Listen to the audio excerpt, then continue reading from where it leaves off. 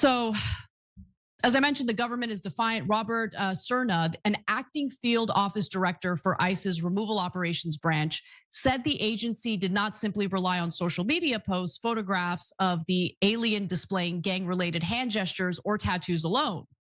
Oh, okay, great. So what did you rely on? Well, he acknowledged that many of the Venezuelans Trump deported under the Alien Enemies Act had no criminal histories in the United States. Oh, wow, what an admission. Okay, great. But he did twist that fact to justify the deportations without due process. And again, that's the important thing here. The lack of due process. The lack of a criminal record does not indicate they pose a limited threat. In fact, based upon their association with TDA, by the way, who determines that they have an association with TDA? Just anyone in the Trump administration can make that point, and we're just going to believe it without any evidence. Hey everyone, welcome back. In this clip, Ana Kasparian digs into the deportation of illegal migrants to El Salvador. But is due process being followed? Are all of the migrants being deported here illegally? Are they all criminals? So let me get this straight. We're deporting people to El Salvador, a country that literally built prisons for terrorists based on tattoos and vague associations, and the media's losing its mind over it. Everyone keeps screaming about due process, but no one's asking the real question. If these people are such obvious victims, why are their stories only coming out after they get deported? Let's talk about the chaos, the overreach, and yeah, how both sides are getting it wrong. Okay, yeah. The lack of specific information about each individual actually highlights the risk they pose. It demonstrates that they are terrorists with regard to whom we lack a complete profile. Hey, it's one thing to send off guilty people to that hellhole in El Salvador. It's another thing to send off an innocent guy there. Right. Please tell me you think that. Okay, I think all decent people should agree to that. And I'm thrilled to see Rogan and Kisin agree on that as well. And then finally, to Anna's point, and what we're all saying here, which is, look guys, there's still significant issues about why not just send them back to their home country? Why like pay a foreign government? Some of our members wrote in about that too. A foreign government to like basically torture them there. So those are all legitimate questions. But if you're on the right, Anna's totally right. This is gonna make your position totally unpopular. In fact, I think Rogan said it too. Like, so why are you being counterproductive? It doesn't make any sense. Now, on the left, they said there was no trend to Aragua. The rest of them are trend to Aragua. So I know that they weren't in Aurora, Colorado, according to some folks, okay? But they are. Now, most important thing, get him out of there right now. Look, guys, well, number one, he's innocent. He's not a gang member. He has no one to protect him, and he's gay. Get him out of there. What are we doing? Yeah, and he didn't enter the country illegally. He entered the country through a legitimate port of entry. He had a legitimate asylum claim. He didn't come here for economic reasons. He's been speaking out against the government of Venezuela and is worried about being persecuted. That's one of the worst places on earth, that prison. I can't imagine what they're doing to him. Every day that goes by is a travesty. Get him out of there. And so we'll see if there's anyone in the Trump administration who will listen to anyone, or if they'll just go careening out of control as they have been from day one. Here at CCOT today and visiting this facility. And first of all, I want to thank El Salvador and their president for their partnership with the United States of America to bring our terrorists here and to incarcerate them and have consequences for the violence that they have perpetuated in our communities. I also want everybody to know, if you come to our country illegally, this is one of the consequences you could face. First of all, do not come to our country illegally. You will be removed and you will be prosecuted. But know that this facility is one of the tools in our toolkit that we will use if you commit crimes against the American people. Well, there you have Homeland Security Secretary Kristi Noem using actual human beings as a prop for her cute little video there. She's in El Salvador. She is showing off the detention facility for terrorists that immigrants have been sent to by the Trump administration. And now she's threatening to send even more immigrants there, presumably with no due process or even proof that these people are even criminals. Now, look, there are two things happening here, and I don't want anyone to conflate the two. The right would argue anyone who enters the country illegally is a criminal and we should treat them all the same. I disagree with that entirely, okay? Now, I want to separate people who might have entered the country illegally, okay, from those who also did the same, but on top of that, are part of gangs, are committing violent crimes and all that stuff. I know there are people on the far left who think you shouldn't even do that differentiation. Everyone should be allowed to stay. I disagree entirely. You can be upset about that if you'd like, okay? Now, here's the thing though. If you're gonna try to justify deporting Venezuelan migrants to another country, not Venezuela, to El Salvador, and your whole argument is, well, these are dangerous, violent criminals, that should be adjudicated by the courts. Because if you create a situation in which it is okay for the executive branch to just unilaterally point at anyone and accuse them of anything, and without any due process, they are punished for it, that's what I call big government, my friends. Government doesn't get any bigger than that. And it's something that deteriorates the rights of everyone. Due process is super important. Because if you create this situation now under Trump, and for anyone on the right who might be watching this, if you think that's okay because you like Trump, you agree with everything Trump's doing, well, I mean, that sets a precedent for a Democratic president to come in. I'm pretty sure you wouldn't want a Democratic president or members of that president's cabinet to point at people that might be on your side and say, they're engaging in criminality. I'm going to punish them. No due process. First of all, I'd be furious about that because whether someone holds ideas or political views that differ from mine doesn't matter. At the end of the day, the bigger picture is the importance of protecting our rights and not allowing anyone in government to unilaterally decide whether or not we are guilty of something. We have a whole system of government, a whole system of checks and balances. A judge needs to weigh in and adjudicate. You need evidence of wrongdoing. You need evidence that a crime is committed. And that brings us to this unbelievably disgusting story involving one of the migrants who was sent to this facility for terrorists in El Salvador, just simply based on a tattoo that the Trump administration mistook for a Tren de Aragua tattoo. In reality, it was the symbol representing autism awareness. So thanks to new reporting, we have this shocking example of how ICE and Homeland Security snatched this Venezuelan migrant who likely had nothing to do with gangs, nothing to do with violent criminality, simply because of their tattoos. One of the men included on the list of deportees is Neri Alvarado Borges. And according to Mother Jones, he may have been targeted because of an autism awareness tattoo. Now, Alvarado lived in a small city in northern Venezuela before coming to the United States in late 2023. His father is a farmer and his mother supports his 15-year-old brother, Nelly Nellerson. I mean, come on. You really can't tell the difference between a gang tat and the autism infinity loop? Who's training these ICE agents? People who failed the ink quiz on BuzzFeed. This is the kind of sloppiness that turns a legitimate immigration policy into a PR disaster. So here's a photo. Here's Neri with his brother. So Alvarado's older sister, Maria, insists that her brother has absolutely no connection to Tren de Aragua. And that should be adjudicated through our courts, but the Trump administration doesn't believe in due process. And unfortunately, there's so much hatred toward immigrants in this country that people are willing to sacrifice their own rights. They're willing to sacrifice due process in order to get rid of these people, even if there's no evidence that they're part of Tren de Aragua at all. So she also said that he used to teach swimming classes for children with developmental disabilities. Wow, real threat to the country. So let's take a look at the tattoo. This is the tattoo in question. Anyone who confuses this for a gang tattoo is a literal moron, okay? And should probably go to like continuation school because their high school diploma means nothing. Like if you're not able to determine that that is not a gang tattoo, there's something wrong with you. Now, Maria says anyone who's talked to Neri for even an hour can tell you what a great person he is. Truly, as a family, we are completely devastated to see him going through something so unjust, especially knowing that he's never done anything wrong. He's someone who, as they say, wouldn't even hurt a fly. And by the way, guys, the detention facility that this man was sent to is like it's full to the brim of actual violent criminals. It is literally a detention facility for terrorists in El Salvador.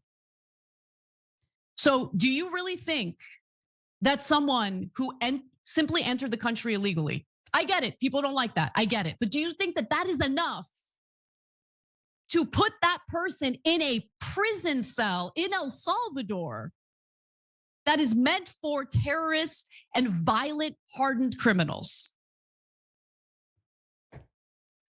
Nonetheless, according to the report, Alvarado was detained by ICE outside his apartment in early February and brought in for questioning. Juan Enrique Hernandez, the owner of 2 Venezuelan bakeries in the Dallas area, and Alvarado's boss, told Mother Jones. One day later, Hernandez went to see him in detention. Alvarado told Hernandez that an ICE agent had asked him if he knew why he had been picked up. Alvarado said he did not know. Well, you're here because of your tattoos, the ICE agent replied, according to Hernandez. We're finding and questioning everyone who has tattoos. Okay. Apparently, we have ICE agents who are morons and can't differentiate between gang tattoos and an autism awareness tattoo. According to both Hernandez and Maria Alvarado, the ICE agent told Neri, "You're clean. I'm going to put down here that you have nothing to do with Tren de Aragua." But for some unknown reason, another official in ICE's Dallas field office decided to, keep Alvarado detained anyway. And so shortly before he was sent to El Salvador, Neri reportedly told Hernandez, "There are 90 of us here. We all have tattoos. We were all detained for the same reasons. From what they told me, we are going to be deported." So they assumed that meant he'd be deported to, Venezuela. That's where he's from, not El Salvador. Now, there are some issues right now with Venezuela because they're refusing to take their own citizens back. And so that led to an issue for the Trump administration. Well, what do we do with these migrants? And that's when they made the deal to pay El Salvador $6 million in US taxpayer money to detain undocumented immigrants from our country in their prison system, in this facility that was built for terrorists and hardened violent criminals. By the way, man, Venezuela, what a joke. Seriously, you're not gonna take your own people back. You're gonna acknowledge that this is what Trump is gonna do with them, and you're totally fine with it. Okay, absolute garbage.